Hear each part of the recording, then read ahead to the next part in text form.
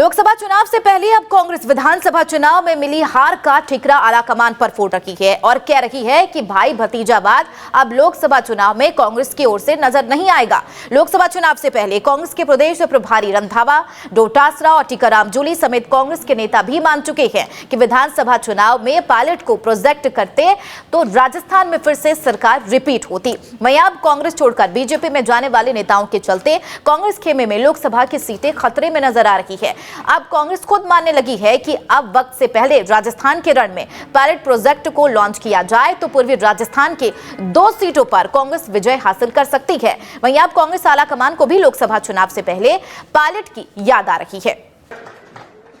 एक बात आपको बताना चाहता हूं, जितने आप स्टेज पर बैठे हो, जो वर्कर आकर आपके ऊपर सच्चाई की बात करता है हमें अच्छी नहीं लगती। अगर उसकी बात हम उस वर्कर की सोच ले तो कांग्रेस कभी मर नहीं सकती। मेरा नाम अनाउंस होगा, चीफ मिनिस्टर बढ़ेगा, सारे टीवी चैनल पहुंच गए तो डिप्टी सीएम बना दिया। मैंने एक बार प्रोटेस्ट नहीं किया कि मेरे को क्यों बनाया।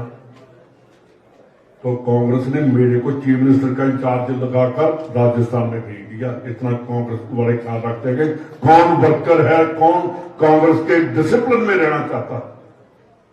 यार अगर डिसिप्लिन ही नहीं है तो पार्टी कैसे चलेगी। अगर हम आगे वाले डिसाइड कर लें कि कांग्रेस जीतेगी, कोई माई का लाल दफ्तर से कांग्रेस को नहीं जाएगा। दूसरी बात, आप जितने जहां बैठे हैं, अध्यक्ष जी इनको खुली छुट्टी दे देते हैं, जिसका नाम ले आएंगे उसी को हम टिकट दे देंगे। करो फैसला, ठीक है मनाली जी। आप इधर उधर मत देखो।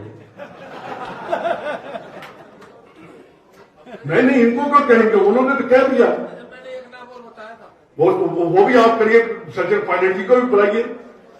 हमने तो कहा कि आप जिनको भी बुलाना चाहते हैं, जो भी बात करेंगे उसको टिकट देंगे। तो मैं लीडर साहबान को कहता हूं कि बेटे की बात सुनो। इनको अगर जिस दिन हमने बेटा बना लिया, हम कभी फेल नहीं होंगे। तो एक और बात करना चाहता हूं कि मेरे ख्याल बुरी लगे तो बात करना कि भाई भतीजावाद को छोड़ देना चाहिए। कांग्रेस हार क्यों गई?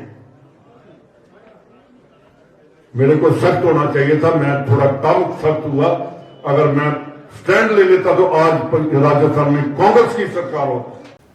इसी खबर पर ज्यादा चर्चा के लिए सुरेंद्र लगातार हमारे साथ बने हुए हैं। सुरेंद्र, एक तरफ आगामी लोकसभा चुनाव, दोनों ही पार्टियां दमखम लगाती हुई नजर आ रही है। प्रदेश अगर बात कर ले सत्ता में काबिज भारतीय जनता पार्टी की, तो कोर कमेटी की बैठक चल रही है। दूसरी तरफ कांग्रेस की बात कर ले तो लगातार संवाद कार्यक्रम किया जा रहा है। लेकिन एक बार फिर से वही चीजें या दोहराई जा रही है। विधानसभा में मिली हार के बाद लगातार आलाकमान पर ठिकरा फोड़ा जा रहा है। कहा जा रहा है कि अगर ये कमान जो है, यानी कि पूरे तरीके से प्रोजेक्ट अगर सचिन पायलट को करते तो शायद विधानसभा में वो स्थिति नहीं होती जो हुई। देखिए चंदा, ये जो तस्वीरें राजस्थान में आई है लोकसभा चुनाव से पहले, यानी कि अब कांग्रेस में अंधों में काना राजा दिख रहा है। अब देखिए कि किस तरीके से एक बार निकम्मा और सचिन पायलट के लिए पता नहीं अशोक गहलोत ने क्या क्या लफ्जों का इस्तेमाल किया है। लेकिन अब वापस से आला कमान को लगा कि खोटा सिक्का ही हमारे बाजार में कहीं न कहीं एक रंगत ला सकता है। उसको लेकर के अब राजस्थान में लोकसभा चुनाव से पहले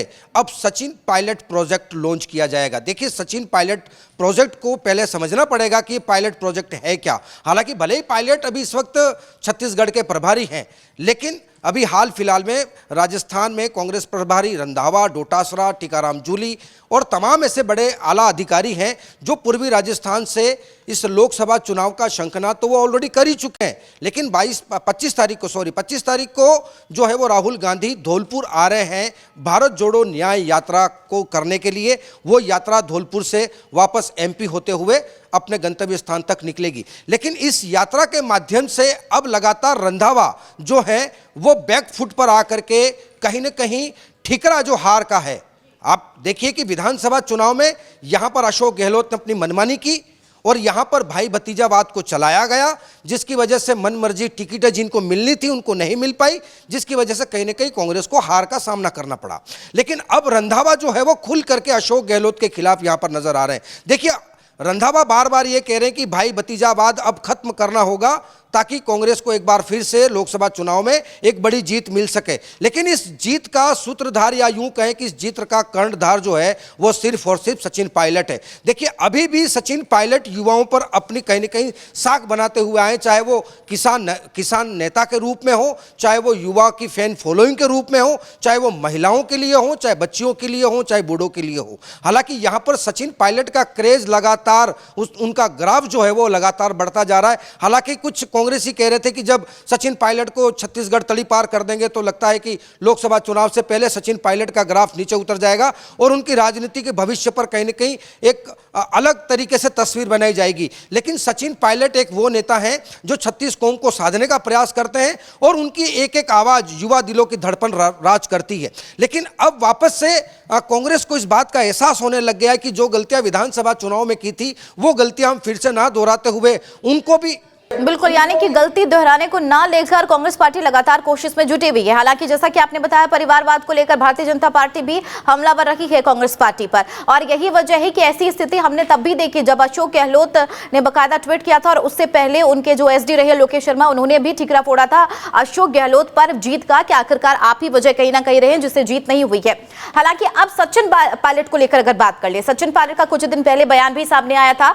उन्होंने कहा कि अब 25 सीटें जीतने के लिए एक नए तरीके से, नए सिरे से काम किया जाएगा और इससे अंदाजा लगाया जा सकता है सुरेंद्र की अब सचिन पायलट भी पूरे तरीके से एक्टिव मोड में है। उन्होंने एक फॉर्मूला भी बता दिया कि उन्हें ही टिकट दिए जाएंगे जिनकी छवि अच्छी है, जो जनता के बीच काम कर रही है।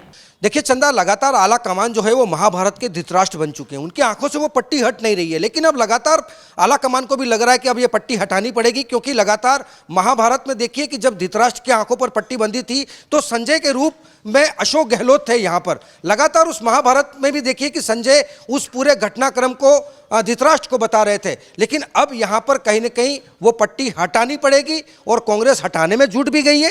हालांकि अब देखिए कि सचिन पायलट लगातार गाहें बगाएं, उन्होंने उस तरीके से हमलावर वो नहीं हुए जिस तरीके से अशोक गहलोत सचिन पायलट पर हमलावर हुए थे।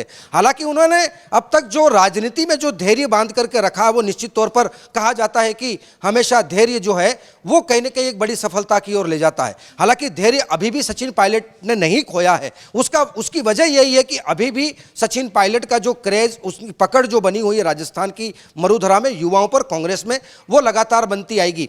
देखिए, परिवारवाद यहाँ पर सिर्फ कांग्रेस में नहीं है चंदा, यहाँ पर कहीं ना कहीं कुछ तस्वीरें जो हैं वो बीजेपी पर भी कहीं ना कहीं नजर आती है। अभी आप देखिए कि अभी हाल ही में जो है वो आरसीए का जो पद जो है वो है वैभव गहलोत से हाथ से निकल चुका है। तो अब यहाँ पे आरसीए के पद के लिए इधर से राजेंद्र राठौड़ अपने पुत्र के लिए जोर लगा रहे हैं, तो वहीं दूसरी तरफ जो है वो चिकित्सा मंत्री गजेंद्र खीवसर के बेटे वो भी कहीं ना कहीं आरसीए के पद को लेकर के आ रहे हैं। तो देखिए, तस्वीरें लगभग जो है वो यहाँ पर मिलती जुलती नजर आती है। लेकिन सबसे खास बात यह कि सचिन पायलट प्रोजेक्ट अब जो धीरे धीरे रणनीति बदलना चाहता है वो आला कमान को अच्छी तरीके से समझ में आ गई है। हालांकि यहाँ पर लगातार सचिन पायलट के टच में प्रियंका गांधी है, मल्लिकार्जुन खड़गे हैं, क्योंकि अभी हाल ही में खड़गे की सुरक्षा बढ़ाई गई है। तो उन तमाम चीज़ों को देखते हुए अब आला कमान को ऐसा लगने लग गया है कि सचिन पायलट जो कह रहे थे वो सही था। लेकिन इससे पहले हुआ क्या था कि जो गहलोत ने कहा वो आला कमान ने उसको पत्थर की लकीर मान लिया। लेकिन अब वो पत्थर की लकीर जो है वो धीरे धीरे धीरे धुंधली होती जा रही है। और ठीक है, यानी कि शुरुआती तौर पर से ही, यानी कि लोकसभा चुनाव से पहले कांग्रेस का साफ तौर पर कहना है कि युवा चेहरों को मौका दिया जाएगा। खुद सचिन पायलट ने भी इस बात को लेकर कई बार बयान भी दिए हैं और यह भी कहा जा रहा है कि 8 पैनल तैयार की गई, यानी कि 8 लिस्टों पर कहीं ना कहीं नाम जो है 8 सीटों पर नाम जारी कर दिया गया है। अगर तमाम युवा चेहरों की बात की जाए तो कहा जा रहा है कि जो काफी करीब रहे विधानसभा में जीत को लेकर उन्हें कहीं ना कहीं सीट दिया जाएगा। लोकसभा की बात करें, टिकट दिया जाएगा। और ऐसे में शाहपुरा से मनीष यादव का भी नाम सामने आ रहा है, लाडू से मुकेश की बात कर ले, मुकेश भाकरा का भी नाम सामने आ रहा है। ऐसे और कौन कौन से युवा चेहरे हैं जिन्हें लोकसभा चुनाव में टिकट दिया जा सकता है और आगे बढ़ाया जा सकता है? देखिए इधर से आप देखिए कि एनएसयूआई प्रदेश अध्यक्ष इस वक्त विनोद जाखड़ ये भी कहीं ना कहीं अच्छा दमखम रख रहे हैं। अगर दूसरी तरफ अगर हम बात करें तो झोटवाड़ा से विधानसभा प्रत्याशी अभिषेक चौधरी, जिन्होंने कम से कम 1 लाख वहां से वोट जो है वो अर्जित किए थे। देखिए उनके लिए एक नया प्लेस था, नए वोटर्स थे, नई जगह थी। इसके बाद भी कम से कम उस युवा चेहरे ने अपना काफ़ी कुछ दम भरा विधानसभा चुनाव में।